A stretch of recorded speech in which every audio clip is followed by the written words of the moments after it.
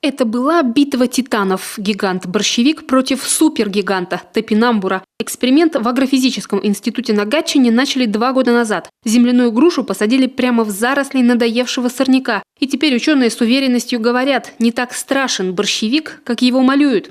С 2015 года, именно тогда борщевик официально признали сорняком, способов борьбы с ним предлагалось немало. Московские ученые, например, намеревались натравить на творение Сосновского гусениц, совку и плоскую моль. Мол, 2-3 особей хватит на то, чтобы полностью истребить один куст борщевика. Но метод пока, во всяком случае, не прижился. Многие предлагали вернуться к методу, известному еще с советских времен. Это так называемые гербицидные инъекции. Они позволяли точечно уничтожать борщевик, не повреждая другие, скажем так, здоровые растения. Метод простой, соцветие срубалось, а в стебель вводился специальный препарат. После такого укола корни высыхали, а растение погибало.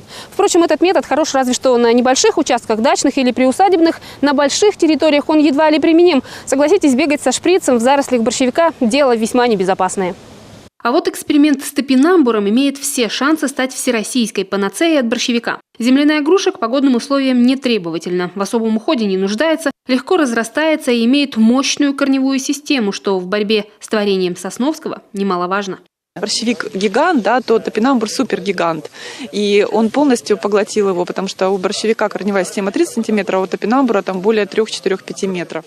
Наши погодные условия топинамбуру вполне подходят. Земляная груша успешно размножается даже не на самых плодородных землях. Сыктывкарка Ганна Холопова, например, с топинамбуром познакомилась 8 лет назад. Растения начали выращивать ее родители. Затем культура перекочевала и на огород самой Ганны. Сейчас, правда, на Альпийской горке только 2 куста, но горожанка твердо намерена заметно увеличить их число. Ведь полезных свойств у топинамбура очень много. Я знаю, что много инулина, и очень хорошо помогает для тех, кто болеет сахарным диабетом.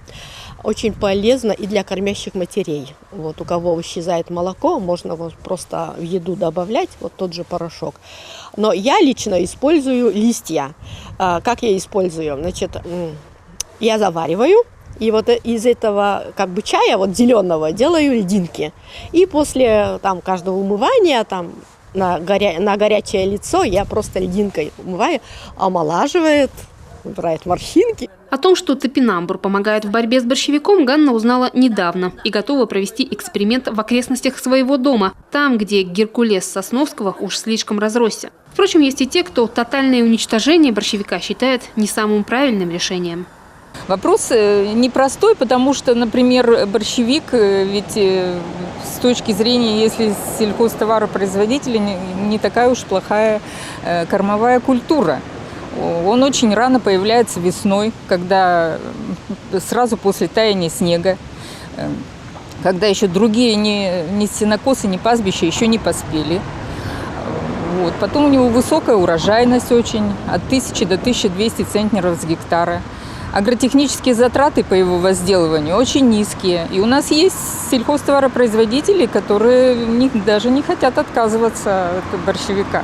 Как бы то ни было, но борщевик официально признан сорным растением, а значит, с ним будут бороться. И почему бы не с помощью топинамбура? Во-первых, он не ядовит, так что прогулка по его зарослям или их вырубка не будут грозить людям тяжелыми ожогами. Во-вторых, и корни растения, и его листва содержат множество полезных микроэлементов, которые можно использовать. Ну а если от земляной груши уж очень захочется избавиться, сделать это можно очень просто, говорят ученые. Достаточно дважды перекопать ее всходы. Светлана Некрасова, Олег Юшков, Павел Люлянмин, телеканал Юрган.